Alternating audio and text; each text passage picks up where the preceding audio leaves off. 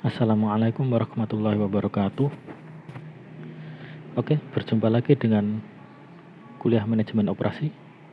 Di pertemuan kali ini kita akan belajar tentang yang namanya strategi lokasi. Nah, kenapa sih kita harus mempelajari terkait strategi lokasi ini? Mengapa sih penting dipelajari? Karena strategi lokasi ini punya tujuan, yaitu untuk memaksimalkan keuntungan atau manfaat lokasi bagi perusahaan, di mana lokasi ini sendiri nantinya itu akan punya pengaruh besar dalam biaya produksi perusahaan. Sebagai contoh, misal perusahaan yang lokasinya dekat dengan konsumen, maka perusahaan itu bisa menghemat biaya transportasi. Nah, itu contoh. Nah, kemudian ada beberapa faktor yang mempengaruhi keputusan untuk memilih lokasi. Faktor yang pertama itu produktivitas tenaga kerja. Nah, produktivitas tenaga kerja ini sendiri bisa dihitung dengan rumus di bawah ini, yaitu biaya tenaga kerja per unit. Rumusnya biaya tenaga kerja per hari dibagi unit yang diproduksi per harinya, jumlah unit yang diproduksi per harinya. Nanti ketemu biaya tenaga kerja per unitnya. Semakin tinggi tingkat produktivitasnya, maka perusahaan bisa semakin menekan biaya. Faktor yang kedua itu nilai tukar mata uang dan risiko mata uang. Nah, saya yakin teman-teman pasti tahu nilai tukar mata uang itu nggak selalu tetap, nggak konstan. Bisa naik, bisa turun. Sebagai contoh, mata uang negara kita sendiri yaitu rupiah. Rupiah itu kan kadang nilai tukarnya menguat, kadang melemah, kadang naik, kadang turun kan. Nah, perusahaan akan cenderung menghindari tempat-tempat atau negara yang nilai tukar mata uangnya tuh sangat fluktuatif, tingkat fluktuasinya tinggi, dan juga menghindari negara-negara yang nilai tukar mata uangnya terlalu rendah. Kemudian faktor yang ketiga itu biaya. Biaya ini sendiri dibagi jadi dua, yaitu biaya yang berwujud atau tangible dan biaya yang tak berwujud atau intangible. Contoh biaya yang berwujud tuh misalnya biaya transportasi, biaya sewa gedung, biaya tenaga kerja, dan lain sebagainya. Sedangkan biaya yang tak berwujud itu misalnya biaya angkutan umum, perilaku serikat pekerja, perilaku pekerja di tempat kerja, kemudian kualitas hidup masyarakat sekitarnya, dan lain sebagainya. Kemudian faktor yang keempat yaitu risiko politik, nilai, dan budaya. Nah, politik itu nantinya akan menentukan arah kebijakan entah itu daerah atau negara yang dimana perusahaan itu mendirikan pabrik atau sebagai lokasi yang dipilih oleh perusahaan. Kebijakan ini nanti akan berpengaruh terhadap tingkat besarnya biaya produksi yang dilakukan oleh perusahaan. Kemudian budaya kayak tingkat ketepatan waktu atau keterlambatan pekerja, kemudian budaya korupsi. Nah, itu juga akan mempengaruhi besarnya biaya. Kayak kalau misal perusahaan perlu mengurus administrasi gitu, biar lancar harus nyogok. Nah, ini kan memperbesar biaya kan. Nah, kemudian faktor yang selanjutnya itu kedekatan dengan pangsa pasar. Nah, kedekatan dengan pangsa pasar ini bisa menurunkan biaya karena menurunkan biaya transportasi. Kemudian kedekatan dengan pemasok. Nah, ini juga bisa menurunkan biaya transportasi. Kemudian kedekatan dengan para pesaing. Nah, kalau ini ada perusahaan yang memilih untuk nggak dekat dengan pesaingnya ketika mendirikan lokasi pabrik baru misalnya, tapi ada yang memilih untuk dekat dengan pesaingnya, head to head dengan pesaingnya. Sebagai contoh kayak Indomart sama Alfamart, itu kan kalau mereka bikin toko baru itu kan selalu berdekatan kan. Ada Indomaret, di depannya ada Alfamart. Atau ada Indomaret, nanti jarak berapa gitu ada Alfamart. Nah, mereka saingannya head to head.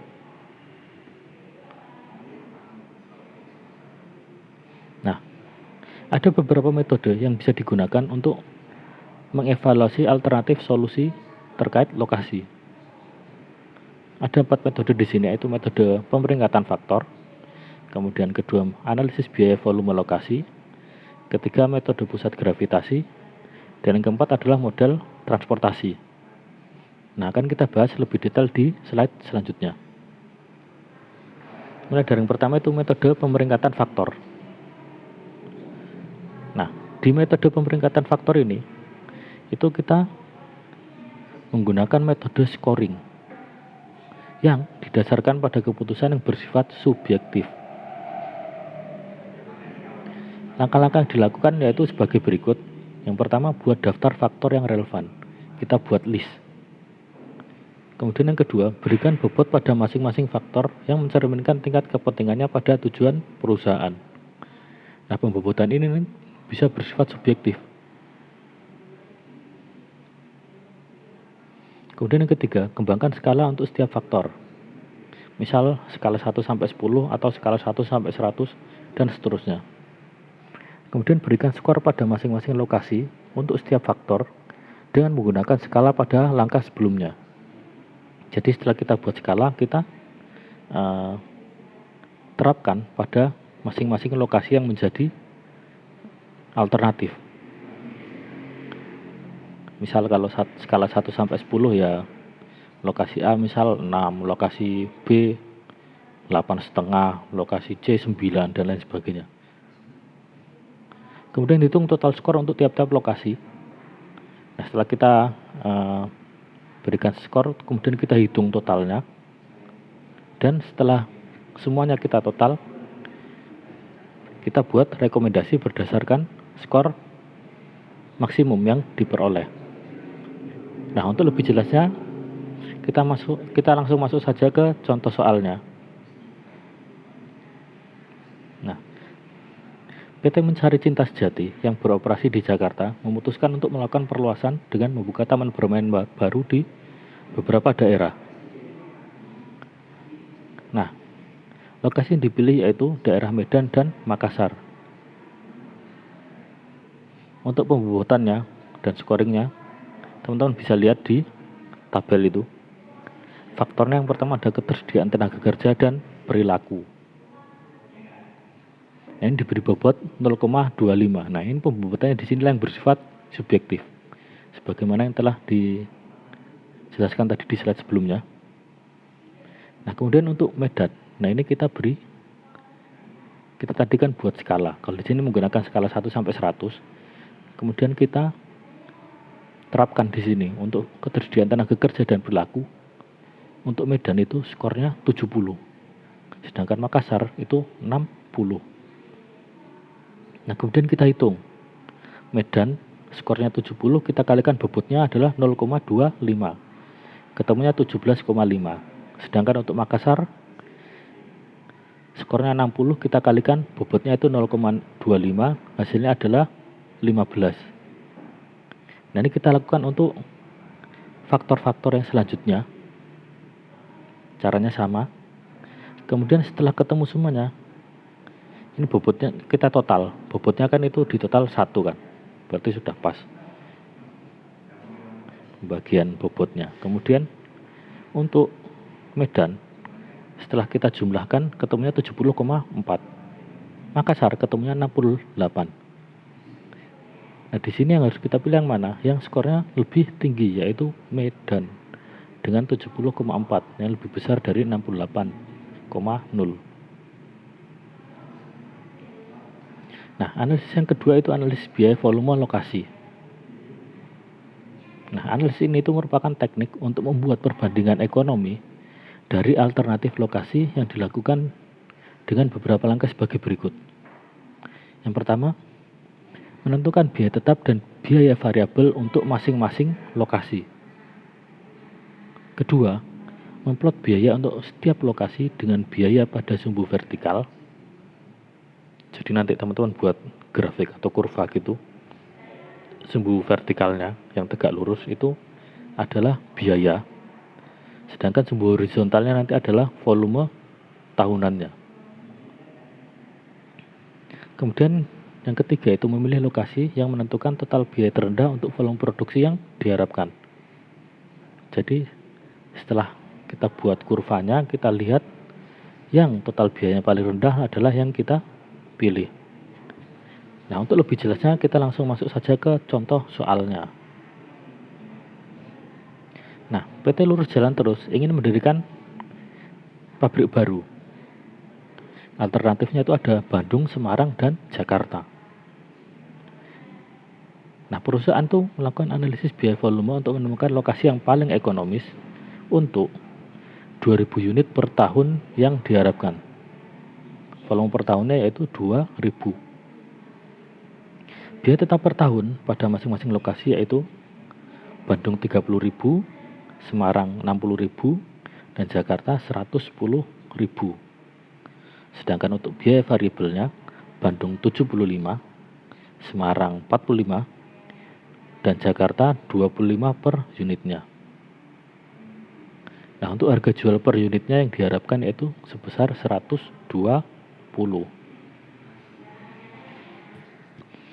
Nah, kita hitung dulu total biayanya untuk masing-masing lokasi. Pertama Bandung.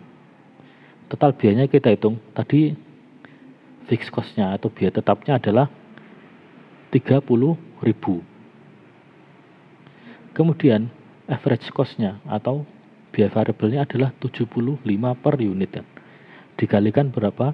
Volumenya tadi per tahun adalah 2000. Jadi 75 kita kalikan 2000. Ketemunya 180.000.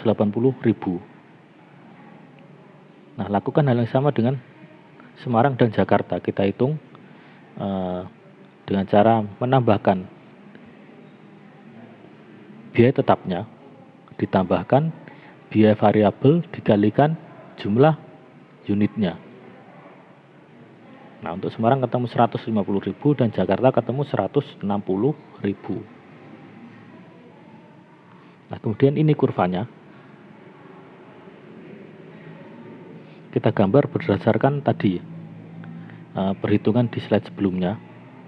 Sebagai contoh untuk yang warna hijau, kurva biaya dari lokasi Bandung. Lokasi Bandung tadi biaya tetapnya berapa? 30.000 kan. Nah, sini biayanya 30.000. Kita start bikin garisnya dari 30.000. Ingat tadi garis vertikalnya adalah biaya. Kemudian garis horizontalnya yaitu volume. Tadi volumenya berapa? 2000. Kita tarik sampai lurus di 2000 adalah ketemunya tadi berdasarkan hasil perhitungannya yaitu 180.000. Nah, ini kita gambar kurvanya. Untuk yang Bandung garis hijau. Kemudian Semarang yang garis biru dan yang merah Jakarta. Berdasarkan yang diketahui dan perhitungan di slide sebelumnya. Nah, kemudian ini kan ada titik potong nih antara kurva untuk Bandung dan kurva untuk Semarang serta kurva Jakarta dengan kurva Semarang. Ini bisa kita hitung. Ini menghitungnya seperti ini.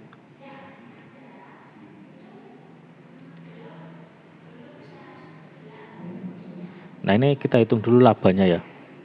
Berdasarkan tadi kurvanya itu. Volume yang diharapkan kan 2000 unit per tahun. Sedangkan dari perhitungan dan grafik sebelumnya Itu kita tahu yang memberikan biaya terendah. Nah ini perhitungannya yaitu 150.000 yang berada di kota Semarang.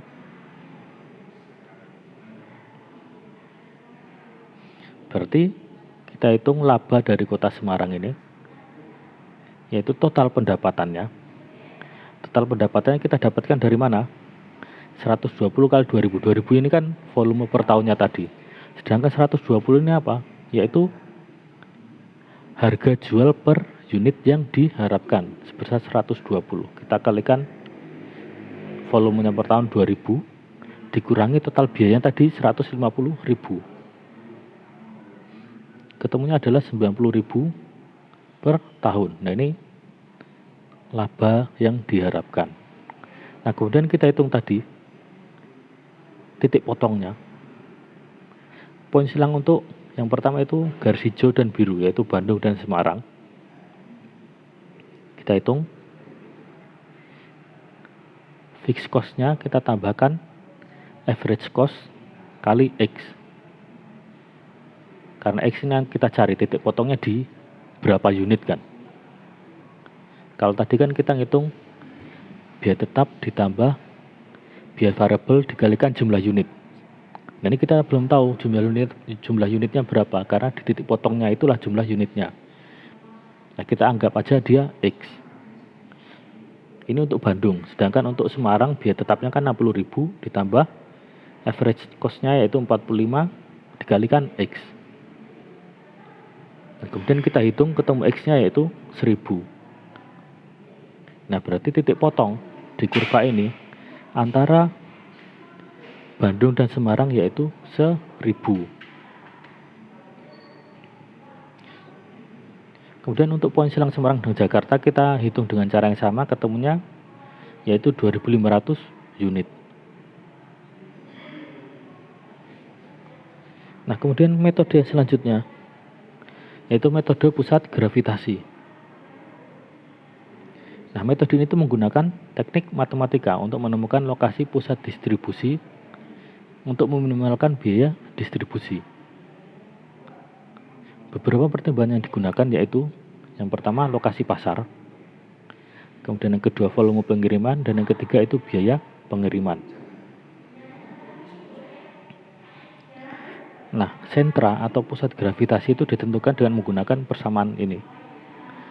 Sigma I dIx GI per sigma I QI.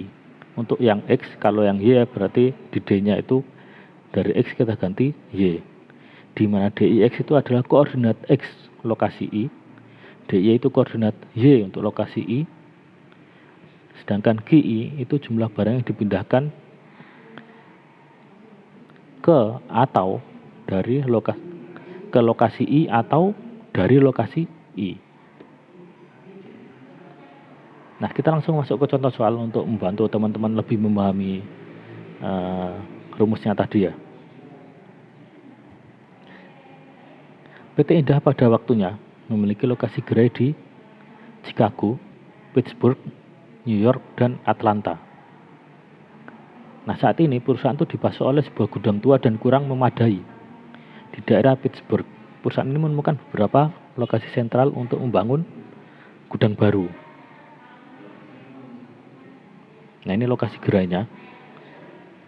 Untuk Chicago ada jumlah kontainer yang dikirim per bulan yaitu 2000, Pittsburgh 1000, New York 1000, dan Atlanta 2000. Nah, kemudian kita gambar kurva. Kemudian kita buat lokasinya. Chicago itu berada di koordinat 30,120. Kemudian New York koordinatnya 130,130. Pittsburgh koordinat 90,110 dan Atlanta itu koordinatnya 60,40. Nah, ini kita istilahnya buat ini ya, gambar ya atau denah gitu untuk masing-masing lokasinya ini agar nanti bisa dihitung.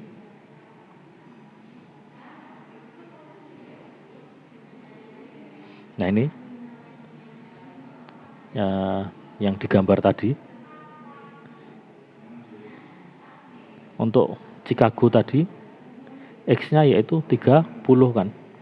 30,120. Yang depan itu X, yang belakang Y. Berarti Chicago X-nya 30, Y-nya 120. Sedangkan untuk Q-nya tadi berapa? Q-nya yang di tabel ini Chicago yaitu 2000. Nah, kita buat list untuk semuanya ini dan gambar untuk masing-masing lokasi seperti ini. Nah, kemudian kita tentukan pusat gravitasinya. Nah, ini untuk nyari pusat gravitasinya. Nah, ini kita hitung menggunakan rumus yang tadi. Kan sigma kan. Berarti kita hitung semuanya. Ada 4 lokasi itu kita hitung semuanya. Caranya gimana? Tadi rumusnya adalah D dikalikan Q kan. Berarti ini misal yang Chicago. Untuk sumbu yang X, ini kan yang pertama kita cari koordinat X untuk sentra gravitasinya kan. Yang X dulu, berarti kita pakai yang X saja. Chicago adalah 30. Dikalikan berapa? Dikalikan Q-nya kan. Q-nya kan berapa tadi? 2000. Berarti 30 kali 2000. Kemudian untuk yang selanjutnya yaitu Pittsburgh misal. Kalau Pittsburgh berarti X-nya berapa? 90 kan. Dikalikan berapa? Q-nya adalah 1000. Nah, lakukan hal yang sama untuk yang kota sisanya. Nanti akan kita tambahkan. Kita kalikan kemudian kita tambahkan semuanya. Dibagi apa? Sigma Q-nya kan. Tadi Chicago 2000, Pittsburgh 1000, New York 1000, Atlanta 2000. Nah, kita tambahkan Q-nya semua. Kemudian yang tadi juga kita tambahkan hasil perkalian antara D sama Q-nya untuk masing-masing lokasi. Ketemunya 400.000 dibagi 6.000. Hasilnya untuk koordinat X itu adalah 66,7. Nah, untuk koordinat yang Y, kita gunakan juga sumbunya yang Y. Misal untuk yang Chicago tadi, Y-nya berapa? 120. Kita kalikan Q-nya adalah 2000. Sisanya sama. Intinya kalau untuk yang X kita gunakan sumbu X-nya, yang Y kita gunakan sumbu Y. Nah, hasil perhitungan sumbu Y-nya ketemu 93,3. Nah, ini kemudian kita gambar 66,7 untuk X-nya dan Y-nya 93,3.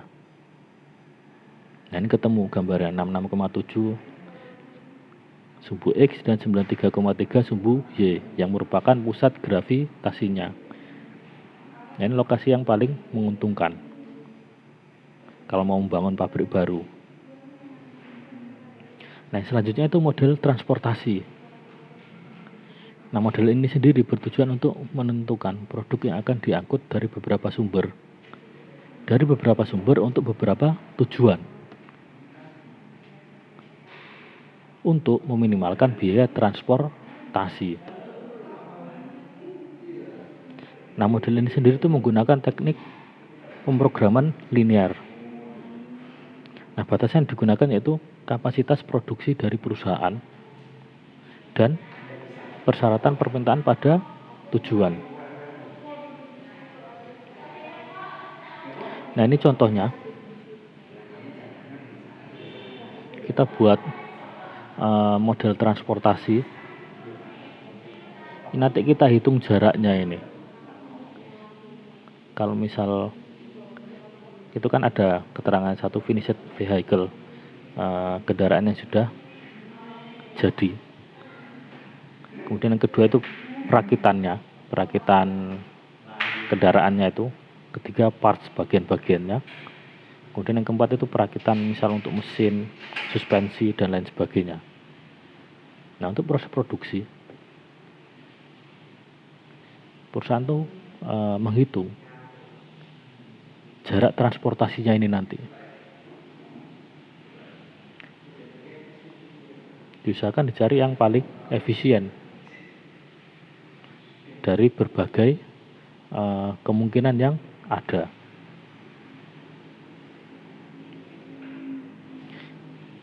Nah, tadi kan kita berbicara tentang strategi lokasi untuk produksi barang. Ini strategi lokasi untuk produksi jasa. Nah, ada beberapa faktor yang menentukan volume dan pendapatan bagi perusahaan jasa. Yang pertama itu daya beli konsumen pada area yang dituju. Semakin besar daya belinya, semakin tinggi pendapatan yang bisa diperoleh oleh perusahaan jasa. Kemudian gambaran jasa sesuai dengan demografis konsumen dituju. Nah, ini juga kalau jasa yang diproduksi itu sesuai dengan kondisi masyarakat sekitar, ya konsumen bakal suka dan mendatangkan pendapatan yang banyak bagi perusahaan. Kemudian persaingan di area yang dimiliki oleh perusahaan ini. Semakin tinggi persaingan, semakin kecil pendapatan perusahaan. Kemudian kualitas persaingan. Apakah pesaingnya ini pesaing yang sama-sama besar, lebih besar atau lebih kecil? Gimana persaingannya ini nanti akan menentukan besaran pendapatan bagi perusahaan. Kemudian keunikan dari lokasi perusahaan dibanding para pesaingannya. Nah, ini juga menentukan. Misal perusahaan punya lokasi yang sangat strategis dan mudah diakses, sehingga konsumen itu lebih suka datang ke tempat perusahaan itu daripada pesaingnya. Dan juga akan meningkatkan pendapatan bagi perusahaan. Faktor selanjutnya itu kualitas fisik dari fasilitas dan bisnis sekitarnya. Nah, ini terkait dengan keadaan sekitarnya itu kayak gimana. Kemudian kebijakan operasional perusahaan. Nah, kebijakan-kebijakan yang dibuat oleh perusahaan itu juga akan sangat berpengaruh pada tingkat profitabilitas dari perusahaan. Kemudian kualitas dari manajemennya. Bagaimana manajemen itu mengelola produksi dari jasa. Nah, kemudian ini perbedaan antara jasa dan barang.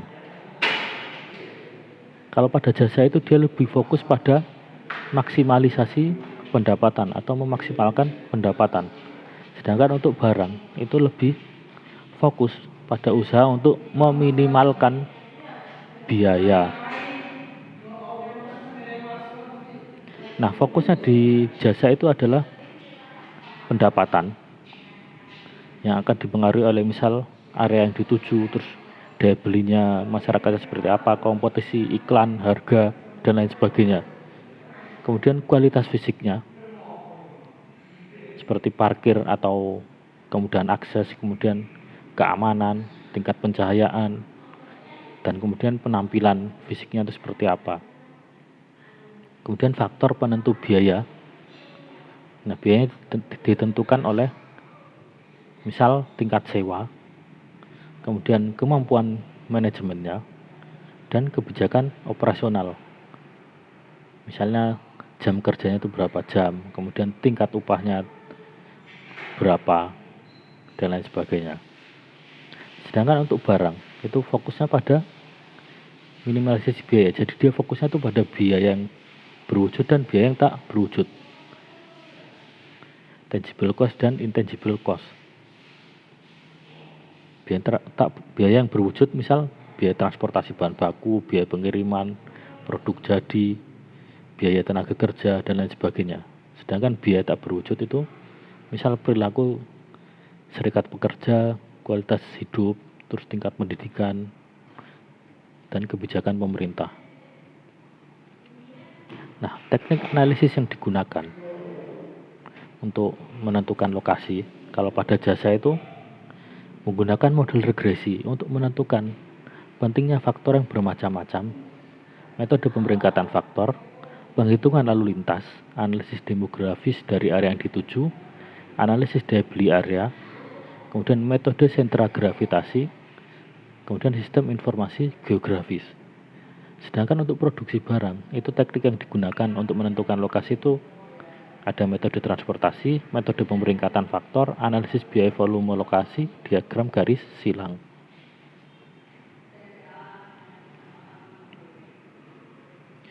Kemudian untuk asumsi yang dibangun, yaitu untuk jasa itu lokasi itu adalah penentu utama pendapatan. Jadi lokasi itu sangat menentukan tingkat pendapatan dari perusahaan. Karena yang namanya jasa itu kan langsung berinteraksi sama konsumen kan. Jadi konsumen pasti datang ke perusahaan jasa. Kalau lokasi nggak strategis ya konsumen nggak mau datang. Dan akhirnya menurunkan tingkat pendapatan perusahaan. Nah, masalah kontak dengan konsumen itu tinggi dan penting. Karena jasa emang interaksinya itu langsung dengan konsumen, nggak kayak barang. Kemudian biaya relatif konstan di area yang dituju, sehingga fungsi pendapatan itu sangat penting.